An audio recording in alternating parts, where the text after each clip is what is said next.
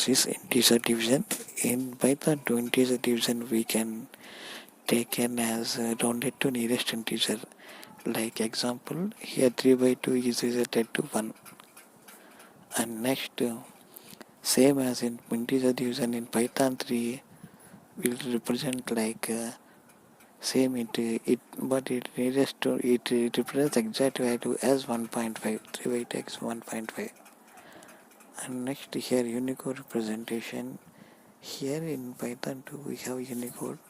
Marks are the strings with the character U, and if you want to store it as Unicode. And next in Python 3, if you want to store same representation for by default, it doesn't use any representation. It has strings by default. It has strings Unicode, bytes and byte classes.